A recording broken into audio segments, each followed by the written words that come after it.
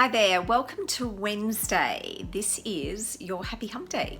So, risk, challenge. Do you like it? Hate it? Embrace it?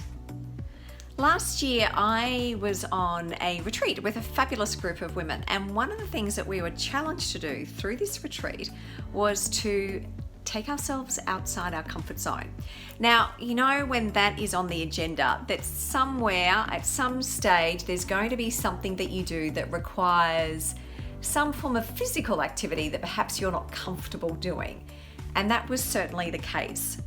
For us, what it involved was climbing little stairs on top of this very narrow pole to get to the top of the pole. And at the top of the pole, you had to hurl yourself off and try and reach and touch a ball that was suspended off a nearby tree. Yes, it was nerve-wracking. Yeah, okay, there was a safety harness, thank goodness. But what was really fascinating was that each of us approached the challenge differently. For me, it was actually about climbing the pole as quickly as I possibly could. And then when I had to stand on top of the pole, I stood on the pole, took a couple of deep breaths, and then hurled myself off the pole to try and hit the ball. For other people, they took it more slowly. They were more deliberate and then faster when they had got to the top. Now, what was interesting was as we got to the top, everybody around would start providing advice, opinions about what to do, what not to do, how to position yourself, how to not position yourself. There was no right or wrong way to tackle the activity. We all had a different way of doing it, and we all had different needs.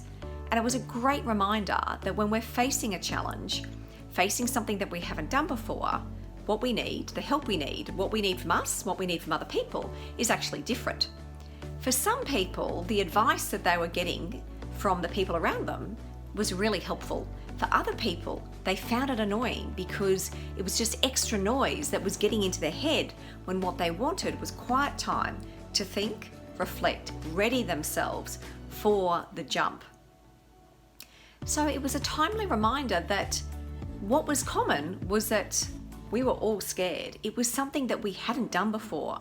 But what was different was that our needs, our expectations of others, what we wanted other people to do to help us as we were going through this experience, which was in effect a form of change because it was different for us, was also different.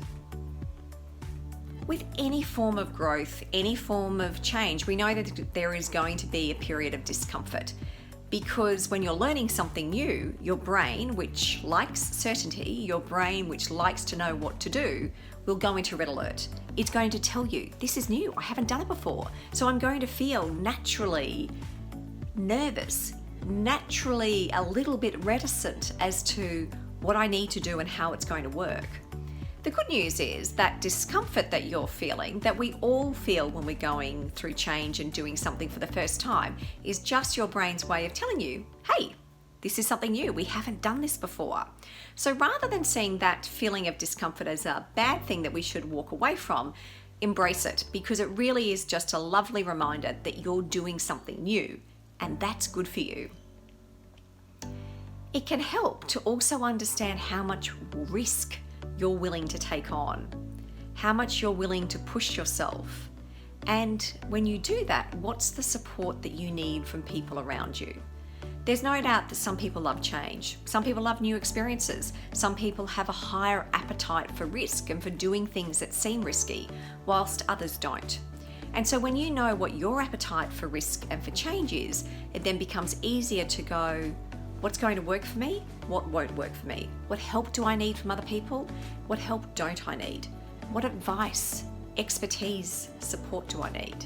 And when do I actually just need to be left to my own devices so that I can figure it out for myself? This is about you building your understanding of you so that you know how to shift, shape, adapt in those particular circumstances. And then really the next step is, it's really just that next step.